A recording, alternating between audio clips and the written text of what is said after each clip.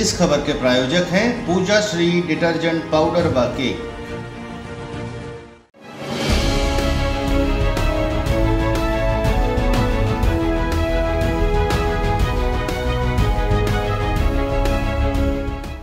नमस्कार, मैं हूं केशव तिवारी और अलग अंदाज में ही रहती हैं खबरें हमारी।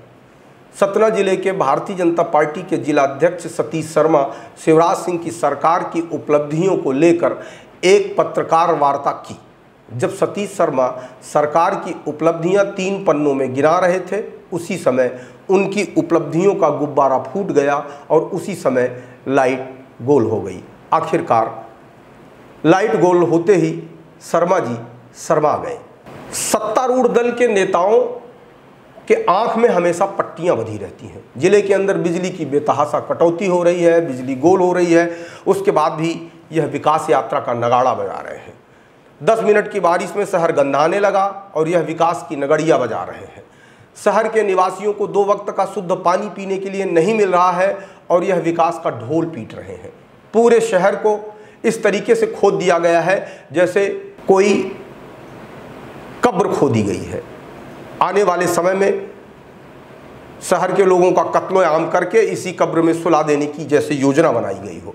गड्ढे के रूप में जिस तरीके से पूरे शहर में कब्र खोदी गई है, उसे खोदकर ठेकेदार गायब है। किसी नेता की औकात नहीं है कि उन ठेकेदारों से बात कर लें, आम जनता के कष्ट को उनके सामने रख सकें। इतनी सब परेशानियों के बाद भी भारतीय जनता पार्टी के जिला अध्यक्ष विकास का ढोल पीट रहे हैं। जिले के अंदर जितने भी विकास कार्य चल रहे हैं, उन विकास कार्यों को कब का पूरा हो जाना चाहिए, लेकिन इस जिले का अधिकारी और नेता उन्हें सिर्फ हिदायत देता है और नोटिस देता है और मुस्कुराते हुए फोटो खिंचवाकर बड़ा खुश हो जाता है कि उसने अपने मातहत कर्मचारी को नोटिस दे दी।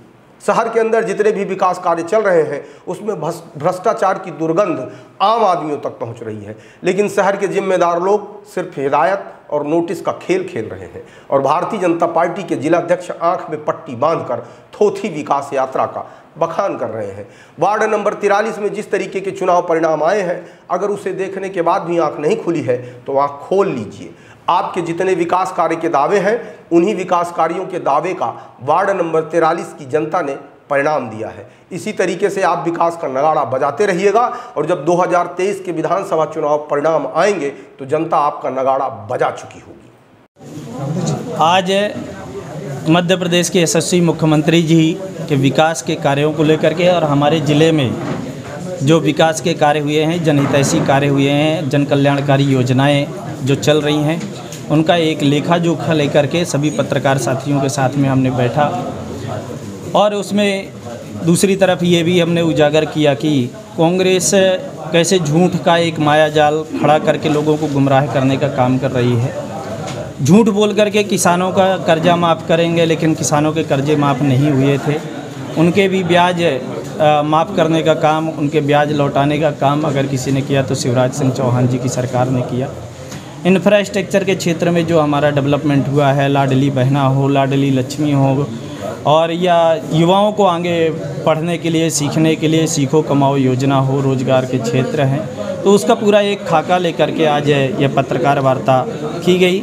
और इसमें मैं इतना ही कहना चाहता हूं कि कांग्रेस झूठी है, सिर्फ और सिर्फ लूटी है।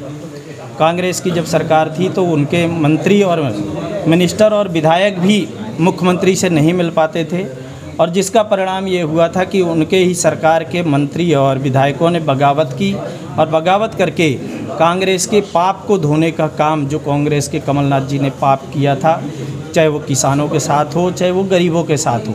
गरीबों के लिए संबल योजना बंद करके क्या कांग्रेस ने एक पाप किया था, उस पाप को धोने का काम जो है उनके ही विधायक और मंत्रियों ने किया, भारतीय जनता पार्टी के और शिवराज सिंह जी के नेतृत्व पर भरोसा जताया और निरंतर 3 साल से शिवराज जी जिस गति से जन कल्याणकारी और जनहितैषी योजनाएं ला करके मध्य प्रदेश को आगे बढ़ाने का काम कर रहे हैं, वह सब आप सभी पत्रकार साथियों के माध्यम से हम जनता तक पहुंचाने के लिए आज प्रेस कॉन्फ्रेंस किए हैं।